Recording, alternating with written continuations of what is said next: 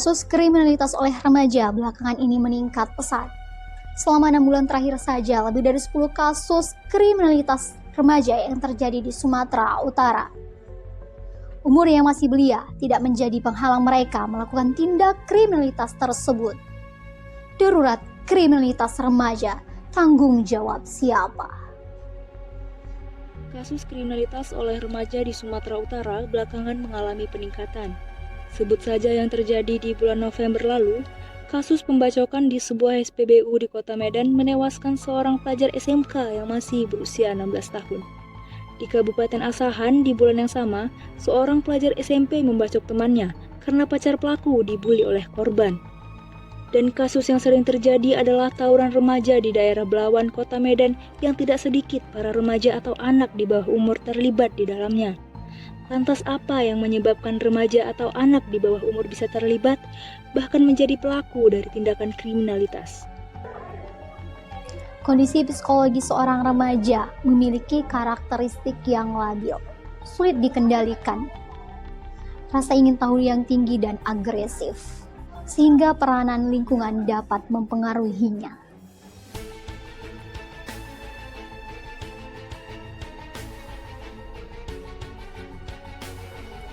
Aspek kepribadian juga menjadi latar belakang dari munculnya perilaku-perilaku yang menyimpang yang menyebabkan si remaja menjadi pelaku dalam tindakan kriminalitas. Untuk menjawab mengapa seorang anak melakukan tindak kriminal, maka yang didapatkan bukan faktor tunggal, melainkan beberapa faktor yang secara bersama-sama menjadi penyebab kriminalitas pada anak. Nah, ini dapat berupa faktor internal maupun faktor eksternal. Nah, untuk konteks internal yang mempengaruhi tindak kriminalitas anak, yaitu salah satunya adalah kepribadian, juga nantinya tugas perkembangan. Nah, kemudian untuk faktor eksternal apa sih? Untuk faktor eksternal tentunya lingkungan keluarga, lingkungan sekolah, dan lingkungan teman sebaya. Nah, kalau kita belajar psikologi, manusia itu mulai dari lahir hingga dia tua nanti punya yang namanya tahapan perkembangan. Nah, untuk di tahapan remaja, yaitu sekitaran usia 12-18 tahun, nah, ini tugas perkembangannya adalah identitas versus kebingungan peran, identity versus identity confusion.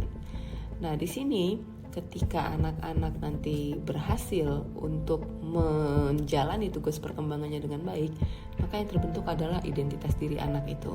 Sementara sebaliknya, kalau mereka tidak berhasil menjalani tugas perkembangannya dengan baik, yang terbentuk adalah kebingungan identitas.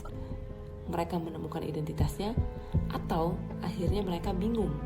Dalam kondisi ini, maka kondisi psikologis anak remaja itu biasanya punya karakteristik yang labil, sulit dikendalikan, melawan, memberontak, punya rasa inisiatif, punya rasa ingin tahu yang tinggi, agresif. Ketika menginjak masa remaja, maka anak mulai mengenali dan berinteraksi dengan lingkungan selain lingkungan keluarganya. Perbedaan berbagai kondisi lingkungan itu menyebabkan remaja mengalami kebingungan dan mencari tahu serta berusaha beradaptasi agar diterima oleh masyarakat. Pada saat mengalami itulah kondisi psikologis remaja yang labil sehingga dapat menimbulkan kenakalan atau tindak kriminalitas ketika mereka tidak mengetahui dengan pasti atau tidak mendapat dengan pasti tentang identitas diri mereka dari pola asuh atau lingkungan keluarga. Nah, kemudian tindak kekerasan atau kenakalan pada anak itu berawal dari pola asuh yang salah akan berkelanjutan dalam siklus kekerasan ketika mereka menikah dan menerapkan pola asuh yang mengandung unsur kekerasan pada anak-anaknya, sehingga anak-anak berkembang menjadi individu yang melakukan kenakalan dan tindak kriminal. Jadi, tekanan yang ada dalam kelompok sosial memiliki pengaruh yang sangat besar. Nah, biasanya anak-anak atau remaja yang melakukan tindak kekerasan atau kenakalan, misalnya kayak narkoba, pembunuhan, perampokan, pencurian, itu ada juga yang dipengaruhi oleh pengaruh teman-temannya. Selain itu, perilaku melanggar hukum atau kriminalitas pada anak juga dilakukan karena adanya solidaritas sosial yang sangat kuat untuk melindungi dan membela teman kelompoknya. kelompok sosial menjadi kekuatan sosial yang dapat mempengaruhi tindakan kriminalitas pada anak. Jadi anak-anak remaja ini tadi punya konformitas yang kuat, ingin sama dengan lingkungannya. Ketika dia mendapatkan lingkungan yang tidak tepat, ya mereka itu tetap ingin menjadi sama dengan lingkungannya. Itulah akhirnya yang membuat ketika anak salah bergaul, identitas yang terbentuk salah, membuat mereka itu punya konformitas yang tinggi, sehingga mereka itu ingin sama dengan kelompoknya tersebut. Pola asuh dan lingkungan tentunya berpengaruh terhadap perilaku anak atau remaja. Faktor internal seperti krisis identitas dan kontrol diri yang lemah, serta faktor eksternal seperti broken home, teman sebaya yang tidak baik, dan sebagainya tentu saja mempengaruhi perilaku seorang remaja. Maraknya kasus kriminalitas oleh remaja tentu menimbulkan opini di masyarakat. Bagaimana hal ini bisa terjadi dan siapa yang bertanggung jawab? Tentu menjadi pertanyaan besar. Lalu bagaimana pendapat mereka mengenai hal ini?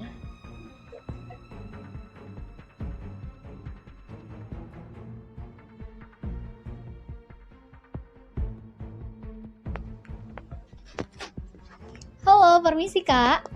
Oh iya Kak, Boleh tanya-tanya seputar remaja? boleh. Oke, sebelumnya kenalin dulu Kak, namanya siapa ya? Iya baik, nama aku Alfitra Indri Kurnia, biasa dipanggil Fitra. Mahasiswa, Aku mahasiswa dari Universitas Islam Negeri Sumatera Utara, jurusan? jurusan Ilmu Komunikasi semester 5. Oke, jadi gini Kak, menurut Kakak bagaimana sih fenomena remaja pada saat ini gitu? Kalau menurut saya ya, sebagai mahasiswa melihat kenakalan remaja yang terjadi di Sumatera Utara ini khususnya sangat disayangkan begitu, karena seharusnya di usia mereka yang di remaja begitu, seharusnya mereka bisa meraih prestasi yang lebih gitu daripada harus berbuat kriminal seperti itu. Dan siapa sih Kak menurut Kakak yang bertanggung jawab terkait kasus ini gitu? Kalau menurut saya, yang wajib bertanggung jawab atau harus bertanggung jawab atas kenakalan remaja ini adalah orang tua dan negara, di mana orang tua itu seharusnya bisa berperan penting dalam kehidupan sehari-hari mereka, di mana peran mereka sangat dibutuhkan karena perilaku mereka itu bisa ditiru oleh anak-anak seusia mereka begitu. Dan seharusnya orang tua harus mengajarkan kebaikan kepada anak-anaknya. Nah, sekarang ini orang tua yang mengajarkan kebaikan saja, anaknya bisa melakukan kriminalitas, apalagi orang tua yang tidak mengajarkan kebaikan dari kecil begitu. Kalau untuk di negara ya, seharusnya negara juga bisa memfasilitasi anak-anak agar tidak melakukan kejahatan kriminalitas tersebut. Mungkin baik. segitu aja. Oke, baik, terima kasih ya Kak Alfitra Ya, atas sama-sama. tanggapannya.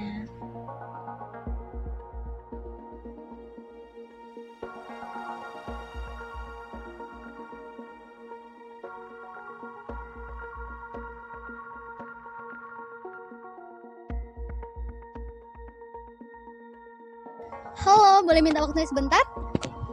Ya. Iya, dengan Abang siapa Bang? Fikri.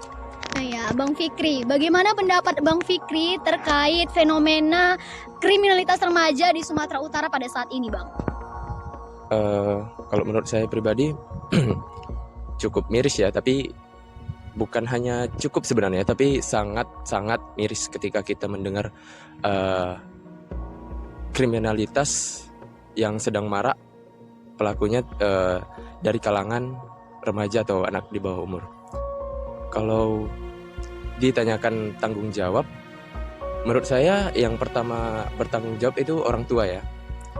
Kenapa? Karena pendidikan pertama dari sang anak itu pastinya dari orang tua. Bagaimana si anak bertingkah laku, itu orang tua pastinya menjadi pembimbing, menjadi pengawas, segalanya itu ada di orang tua. Baru yang kedua pastinya lingkungan, bagaimana pergaulan si anak, apalagi kita tahu biasanya remaja yang melakukan kenakalan atau kriminalitas itu biasanya remaja-remaja yang berkelompok atau berkomplotan seperti itu, yang kayak geng segala macam. Baru yang ketiga menurut saya yaitu negara dan hukum. Kenapa? Sejauh ini seperti kita tahu hukum Indonesia itu seperti apa. Terlebih lagi ketika remaja atau anak-anak di bawah umur menjadi pelaku kekerasan kriminal, itu biasanya justru yang dihukum adalah orang tuanya.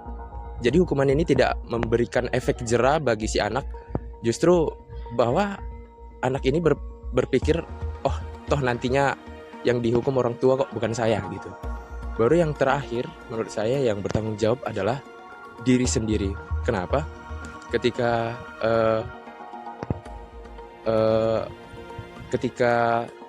semua perilaku ataupun tindakan yang akan dilakukan, pastinya yang menghandle itu adalah diri sendiri. Seperti pepatah, berlian ketika ditumpukan sampah pun ya tetap berlian. Jadi apapun faktor penyebab pengaruh dari luar yang mempengaruhi, itu ada kembali lagi kepada diri sendiri. Itu aja menurut saya. Oke, baik. Terima kasih ya Bang Fikri. Selamat siang. Jika kita bertanya siapa yang bertanggung jawab, tentu banyak sekali pihak yang terlibat agar kasus kriminalitas remaja tak kembali terulang. Orang tua dan keluarga sebagai lingkungan pertama si anak, lingkungan sosial dan sekolah yang menjadi tempatnya tumbuh kembang. Pemerintah yang harus terus menyediakan kualitas pendidikan dan kontrol media saat ini. Dan masalah kriminalitas remaja ini menjadi tanggung jawab kita semua.